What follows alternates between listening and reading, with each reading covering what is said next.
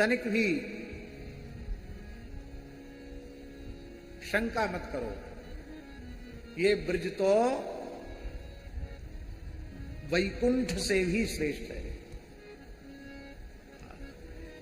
अब क्या करें, वो विषय बहुत विस्तृत है और बहुत लंबा है, और हमें आज जल्दी ही कथा पूरी करनी है, फिर भी व्याख्यान में विलंब हो ही जाता है। बोलो भक्तवत्सल भगवान की। धाम के स्वरूप का भागवत जी में बड़ा सुंदर वर्णन है। सत्यम ज्ञानम अनंतम यद ब्रह्म ज्योति सनातनम यद्धि पश्यन्ति मुनयो गुणा पाये समाहिता। जो सत्य है, सत्य है का अर्थ जिसकी सत्ता का वाद किसी अवस्था में किसी काल में नहीं होता, जो ज्ञान स्वरूप है अर्थात ज्योतिर्मय है, और जो अनंतम, अनंतम का अर्थ है परिच्छेद से रहते, असीम है, त्रिपाद है, एक पाद में पूरा ब्रह्मांड है, तीन पाद में भगवान का नाम है अनंतम यद। जो सनातन ब्रह्म ज्योति है, ऐसा भगवान का श्री अयोध्या, श्री वृंदावन, श्री चित्रकूट आदि भगवान के धाम इसी प्रकार के हैं। पर इस रूप में हमें उनकी अनुभूति क्यों नहीं होती है? बोले इस रूप में इसलिए अनुभूति नहीं होती है क्योंकि यद्धि पश्यन्ति मुनयो गुणा पाये, यत ही मुनयः पश्यन्ति, मननशील मुनि ही उसका अनुभव करते हैं। मनु अवबोधने धातु से औणादिक प्रत्यय करने से मुनि शब्द निष्पन्न होता है, जिसका अर्थ होता है मननशील, अर्थात जो निरंतर नाम रूप गुणलीला का चिंतन मनन करते रहते हैं, और मनन करते करते जो गुणातीत अवस्था को प्राप्त हो जाते हैं, गुणातीत हो जाते हैं, त्रिगुण से ऊपर उठ जाते हैं, ऐसे जो अनन्य अनुरागी प्रेमी संत हैं, वे जब भाव समाधि में चले जाते हैं तब उन्हें भगवान के दिव्य ज्योतिर्मय धाम का दर्शन होता है। धाम कृपा करें तो दर्शन हो जाता है। हमने भी ऐसे संतों का दर्शन किया है जिनको धाम ने अपने दिव्य रूप में दर्शन दिया है।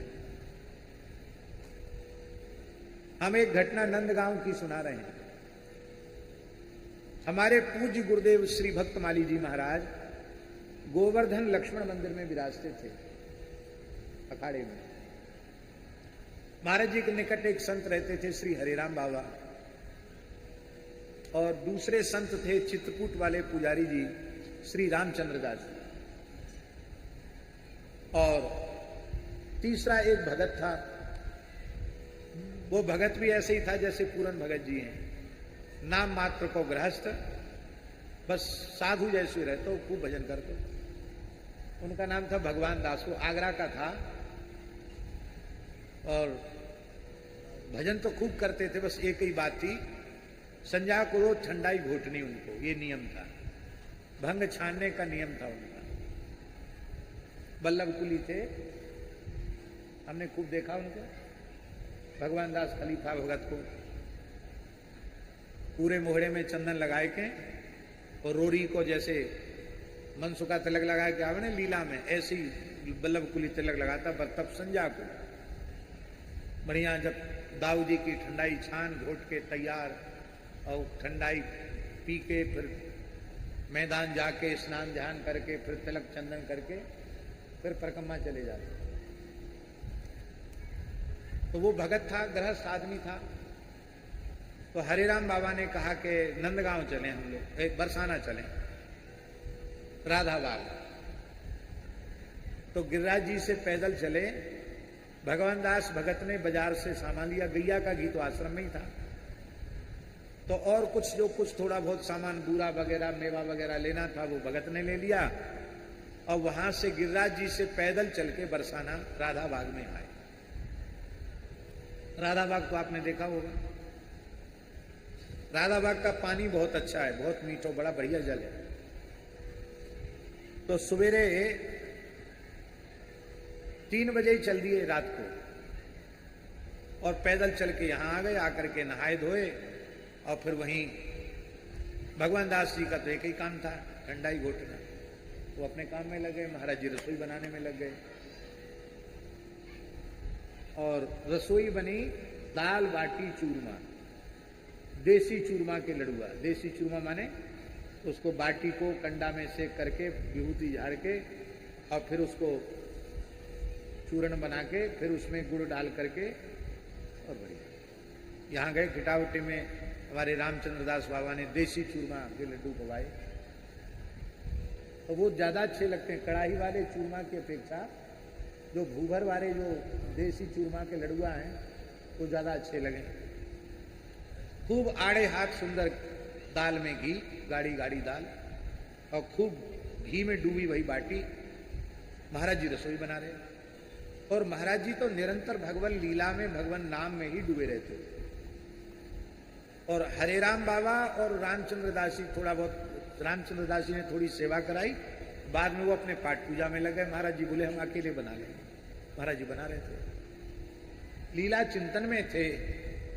ध्यान से सुने, उसी समय साक्षात कृष्ण बलराम, छद्मवेश में नहीं, नीलांबरधारी दाऊ दादा और पीतांबरधारी श्री ठाकुर जी, कृष्ण बलराम दोनों साक्षात स्वरूप में पधारे। और महाराज जी जो चूरमा के लड्डू बनाए के रख रहे, बड़े बड़े लड्डुआ, तो एक हाथ में एक लड्डू, दूसरे हाथ में दूसरा लड्डू श्री कृष्ण ने लिया, और ऐसे ही दोनों हाथ में 2 लड्डुआ बलराम जी ने लिए, और लेकर के जैसे कोई बालक छीन के भागे नहीं, ऐसे उठा के ठाकुर कृष्ण बलराम भागने लगे।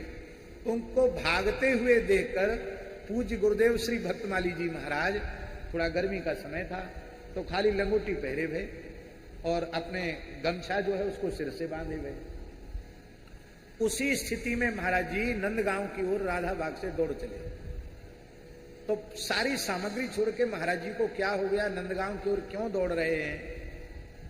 तो पीछे से बाल्टी में डब्बा में दाल भर के और बाटी वाटी लेके चूरमा के लड़ुआ जो सामग्री वो लेके महात्मा लोग पीछे पीछे, पर महाराज जी बड़ी तेजी से दौड़ रहे थे। हरिराम बाबा ने दौड़ लगाई, सबने दौड़ लगाई, और महाराज जी दौड़कर सीधे नंद महल में चले गए। और वहां साष्टांग प्रणाम करते ही भाव की मूर्छा हो गई। थोड़ी देर बाद उठे तो विह्वल थे।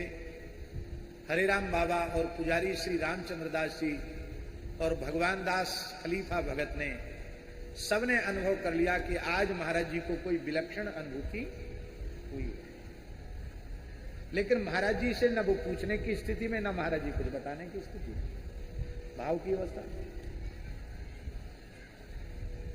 तो वहां भोग का पर्दा आया हुआ था, भोग उसर गए, और भोग उसरो तो क्या सामने दृश्य, बहुत ध्यान से सुने, कि सामने चांदी के अलग से थार में वो जो महाराज जी ने चूरमा के देसी लड़ुआ बनाए, वो 4 लड़ुआ सामने धरे हुए। अब आचार्य जी बड़े आश्चर्य की बात ये थी, आश्चर्य की बात ये थी कि जो मंदिर में सेवायत हैं उनको भी ये बात ध्यान में नहीं आई कि जब ठाकुर जी के रसोई में तो लड़ुआ बने ही नहीं चूरमा के, तो यहां कहां से आए? और महाराज जी चार मूर्ति थे, और उन्होंने, गोसाई जी ने वो आधे फूटे बिखरे से जो लड़ुआ थे ठाकुर जी ने भोग लगाया होगा ना, वो सब संतों को दे दिया। अब लड़ुआ से पहचान हो गई कि यही लड़ुआ है, जो कमंडल में भरे भरे लड़ुआ है, यही लड़ुआ यहाँ। इसका मतलब कृष्ण बलराम लड्डू लेकर के भागे। फिर पावन सरोवर पर आकर के पाया महाराज जी अभी भी भाव विह्वल थे। उस समय महाराज जी ने मणिमय नंद महल का दर्शन किया। इस पूरे नंदगांव को मणिमय देखा। और लोग कहते भैया नंदगांव अब गए तो अब कान पकड़े, अब नहीं जाएंगे। हमारे लोग भी ऐसा कई बार परेशान होकर बोल देते हैं, लेकिन भैया ये सब ठाकुर जी के सखा हैं, श्री कृष्ण के सखा हैं, दाऊ दादा के सखा हैं ब्रजवासी। भगवान को तो कुछ गिनते नहीं, तुम तो मनुष्य, तुमको क्या गिनेंगे वो। इसलिए ब्रजवासी बालकों को, नंदगाम के बालकों को इसी रूप में देखना चाहिए कि अहो भाग्यम नंद गोप ब्रजौ कसाम यन मित्रम परमानंदम पूर्णम ब्रह्म सनातनम। बड़े भाग्यशाली हैं परिपूर्ण परब्रह्म श्री कृष्ण से इनकी प्रीति, इनको सख्य भाव है। और सख्य भाव में भी कुछ कछु भी कह सके, कछु भी कह सके और कछु भी कर सके। हाँ, इसलिए भैया आनंद से अपने भाव को परिवर्तित करो, अपनी दृष्टि को परिवर्तित करो। कल नंद महल में जाकर इतना सुख मिला दर्शन का, क्या कहना। भगवान का अधरामृत प्रसाद भी मिला, दर्शन का सुख भी मिला, ब्रजवासियों की सहज प्रीति देखी, और कैसे सुंदर सुंदर सवैया दोहा और कैसे बढ़िया बढ़िया पद गा के नंदगाम बारिन ने सुनाए कि खूब हृदय में बड़ा आनंद हुआ। बोलो नंद के लाला की जय, दाऊ दादा की जय। तो यद्धि पश्यन्ति मुनयो गुणा पाए समाहिता। तो भैया ये नंदगाम के ठाकुर माखन चोर चीर चोर तो है ही हैं, हमारे गुरुदेव के लिए तो लड्डू चोर भी है। बोलो लड्डू चोर कृष्ण बलराम की।